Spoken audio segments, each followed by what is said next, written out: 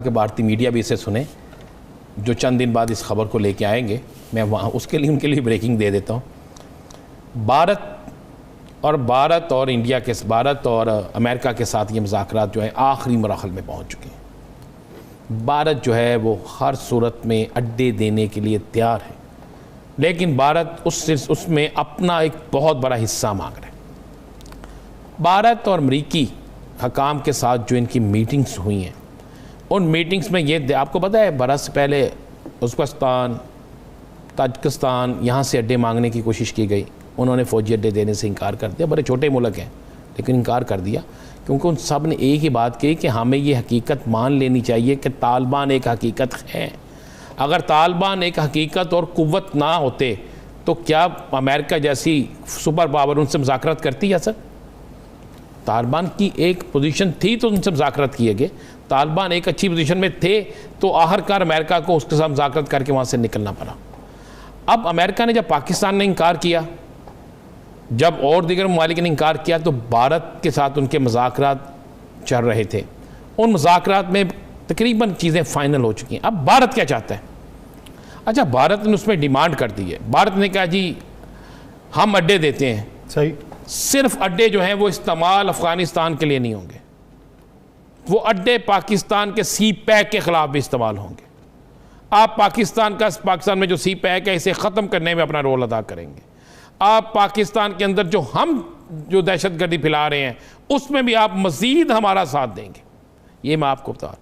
इस पे आके बात थोड़ी सी रुकी हुई है। अब पाकिस्तान के भी अदारे बड़े मजबूत अदारे हैं। पाकिस्तान के असास अदारे जो हैं उनको एक एक चीज़ की खबर है, एक एक चीज़ उनके इल्म में है।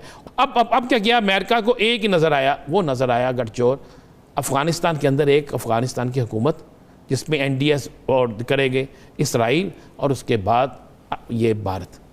अब वहाँ पे बदअमनी के लिए ये कोशिश कर रहे हैं अमेरिका, मैं कह देता हूँ CIA, मोसाद, NDS, रा, यानी anti Pakistan, anti China, anti Pakistan कुव्वतें जाती हैं कि किसी सूरत में वहाँ पे अमन ना हो। जब अमन नहीं होगा तो वहाँ से जो लाखों की तादाद में अफ़गानी पाकिस्तान आएंगे, आगे भी आपको पता पाकिस्तान में जो माहौल हुआ, उसके लिए तो ये फैसला कर लिया गया अगर वो आते हैं पाकिस्तान तो उन्हें सरहदी इलाकों में ही रखा जाएगा, उन्हें आगे आने की इजाज़त नहीं दी जाएगी। इस पर वो बड़ा संजीदगी से गौर शुरू हो चुका है। अब भारत जो है वो अड्डे देने पे तैयार हो रहा है, लेकिन भारत की जो शराइतें हैं वो अमेरिका जो है उसके लिए बहुत बड़ा मसला है। अमेरिका कहता है कि अगर मैं डायरेक्ट वहाँ से अड्डों के बाद पाकिस्तान सी पैक पे कोई ऐसा हमला करवाता हूँ उन अड्डों के ज़रिए, यानी वो उसकी आड़ में होता है। आप उसने एक बहुत बड़ी शराइत भी रख दी हैं और उन शराइत पे वो अड्डे देना चाहता है। अब यासर भारत अपना बदला लेना चाहता है, चूँकि अमेरिका किसी सूरत नहीं चाहता कि चाइना जो है वो मजबूत हो, किसी सूरत नहीं चाहता कि ईरान मजबूत हो, किसी सूरत नहीं चाहता कि रशिया मजबूत हो, किसी सूरत नहीं चाहता कि पाकिस्तान मजबूत हो। पाकिस्तान नहीं निकल पा रहा ग्रे लिस्ट से। हर 3 महीने 4 महीने बाद ये रिव्यू होता है। हर बार ये हुकूमत बता रही होती है कि हमने इतने नुकात पर अमल कर लिया। अब तो ये सिर्फ एक नुक्ते पर अमल करना रह गया था। 27 में से 26 नुकात पाकिस्तान अमल कर चुका है। ये इंटरनेशनली लॉबिंग इतनी मजबूत नहीं है पाकिस्तान की, या पाकिस्तान के ख़िलाफ़ जो लॉबी है वो बहुत स्ट्रॉन्ग है, इसलिए पाकिस्तान नहीं निकल पा रहा। वज़ीर ख़ारजा ने थोड़ा इशारा भी दिया कि ये सियासत हो रही है पाकिस्तान के ख़िलाफ़ बैनुल-अक़वामी तौर पर। तो ये क्या हकीकत है इसकी, क्यों पाकिस्तान इस लिस्ट से नहीं निकल पा रहे?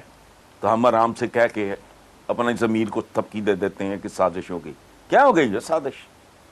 तुमसे कई गुना उनसे कई गुना ज़्यादा आबादी थी सब कॉन्टिनेंट की, तुम भी कर लेते कुछ साजिश। साजिश के लिए जहानत दरकार है। अब साजिश ये फैटअप जितनी भी करेगा साजिश स्कैंडिनेविया के खिलाफ, नॉर्वे के खिलाफ, स्वीडन के खिलाफ करके दिखाए मुझे, साजिश हो गई। आपके पल्ले क्या है कि आपके खिलाफ साजिश कर रही है? बहुत एहतियात से मैं ये बात कर रहा हूं। फिर साजिश क्या है?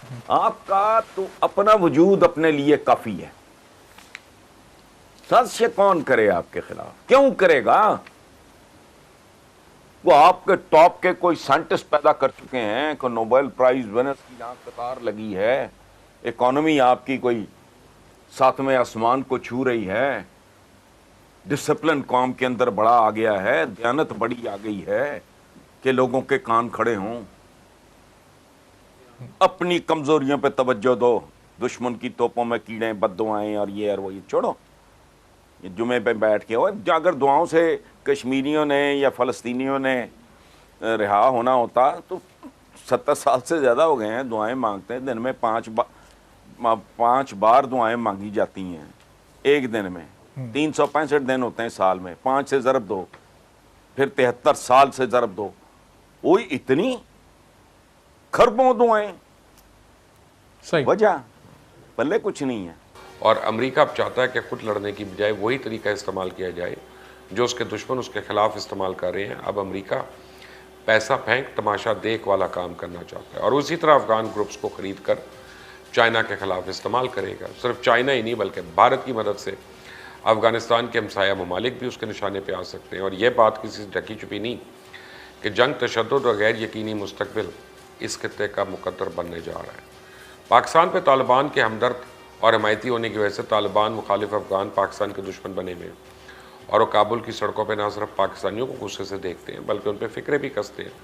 और बदकिस्मती से काबुल में पाकिस्तानियों के बजाय भारतीयों की हौसला अफजाई की जा रही है।